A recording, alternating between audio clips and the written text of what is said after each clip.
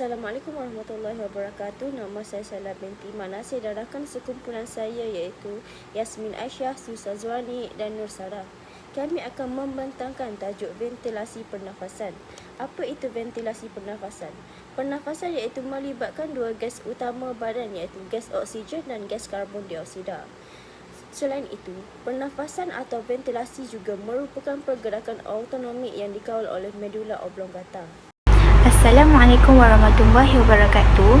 Saya Yasmin Aisyah binti Johari dari Seksyen 3 akan menerangkan sedikit sebanyak berkaitan dengan teori pergerakan udara. Ventilasi atau lebih dikenali sebagai proses bernafas, iaitu proses kita tarik dan hembus nafas. Ia melibatkan 3 fasa iaitu inspiration, udara masuk, in, expiration, udara keluar, out, dan pause. Udara atau gas akan bergerak daripada kawasan yang bertekanan tinggi ke kawasan yang bertekanan rendah. Tubuh kita mengambil dan mengeluarkan udara mengikut hukum Boyle. Gas bergerak mengikuti gradien tekanan. Gas akan berpindah dari tekanan tinggi ke tekanan rendah. Oleh kerana itu, sewaktu kita bernafas, tubuh kita akan mengubah tekanan udara dengan mengubah volume rongga dada. Apabila udara masuk, tubuh akan berkontraksi dengan cara mengembangkan rongga dada. Volume rongga dada membesar, kemudian akan memperkecilkan tekanan udara. Tekanan udara dalam tubuh relatif lebih kecil daripada tekanan di atmosfera yang luar. Assalamualaikum warahmatullahi wabarakatuh. Saya Susazwani dan saya akan menerangkan tentang kepentingan otot-otot respiratori. Otot merupakan jalinan tisu dalam tubuh organisma hidup yang bertugas untuk berlakunya penguncupan dan juga pengenduran. Otot-otot respiratori adalah penting bagi membantu menggerakkan tulang-tulang rusuk untuk menghasilkan perbezaan tekanan udara. Otot-otot respiratori adalah otot yang menyumbang kepada penyedutan dan pernafasan dengan membantu dalam pengembangan dan pengecutan rongga toraks.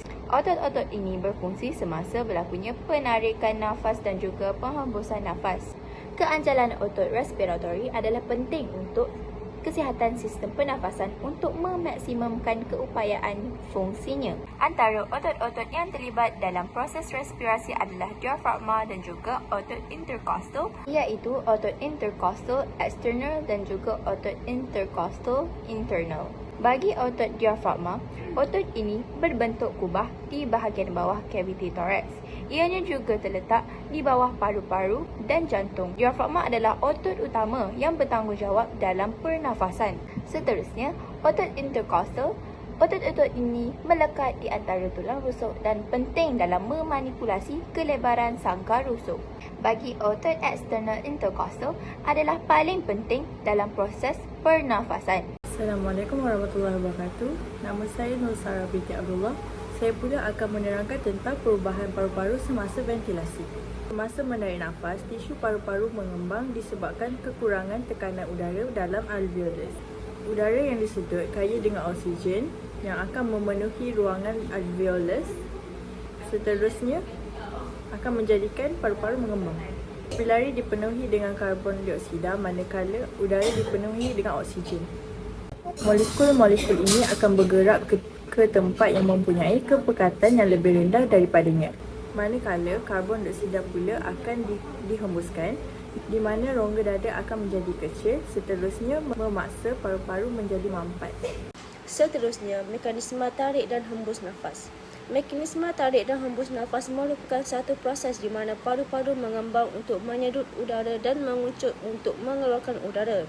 Ia juga dikawal oleh pusat kawalan pernafasan iaitu di medula oblongata.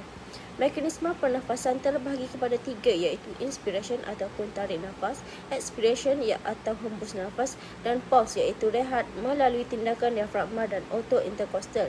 Di sini saya lampirkan aliran udara dari hidung ke paru-paru iaitu dari hidung, seterusnya melalui trachea, seterusnya bronchus, seterusnya bronchiole dan sehinggalah ke alveolus.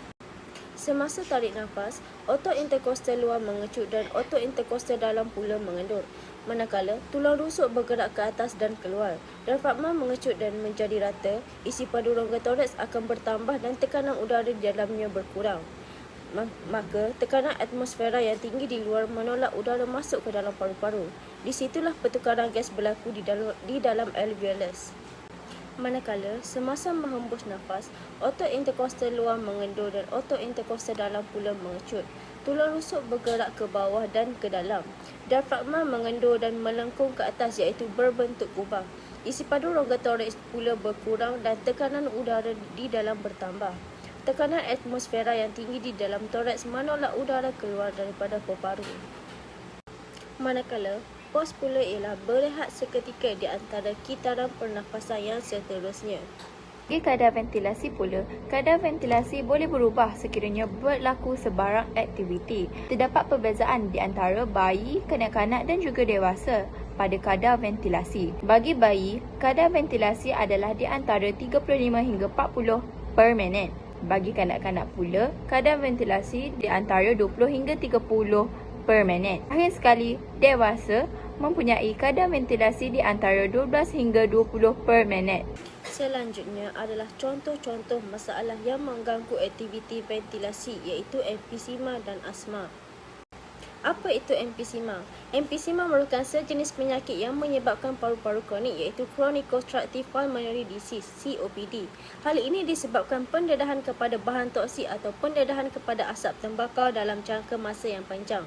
Ia menyebabkan dinding alveolus mudah pecah dan rosak. Apabila alveolus musnah, paru-paru tidak berupaya untuk menghantar oksigen yang secukupnya ke salur darah.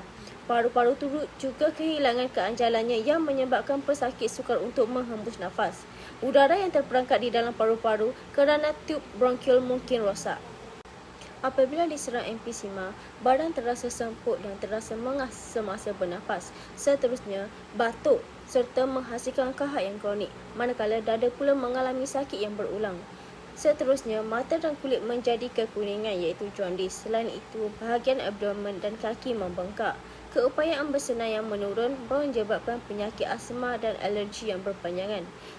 Dan akhir sekali, masalah organ hati atau enzim hati yang tidak dapat dijelaskan. Penyakit yang seterusnya adalah penyakit asma. Asma adalah penyakit paru-paru kronik yang membengkak dan menyempitkan saluran pernafasan, menyebabkan penghidapnya mengalami kesukaran untuk bernafas. Jika paru-paru terkena jangkitan, maka otot-otot saluran menjadi kaku dan menyempitkan, kemudian kita sukar untuk bernafas. Asma juga akan menyebabkan timbul gejala lain seperti batuk dan sakit dada. Misalnya, asma yang kronik juga dapat membahayakan nyawa seseorang. Kesimpulannya, sistem pernafasan adalah salah satu daripada nikmat yang diberikan oleh Tuhan. Kita harus bersyukur kerana dikurniakan organ pernafasan yang membolehkan kita bernafas untuk terus hidup. Kita harus bersyukur kerana dikurniakan organ pernafasan yang membolehkan kita bernafas untuk teruskan hidup. Oleh itu, kita mestilah menjaga dan memelihara kesihatan paru-paru agar dia dapat melaksanakan fungsinya dengan lebih cekap. Sekian, terima kasih.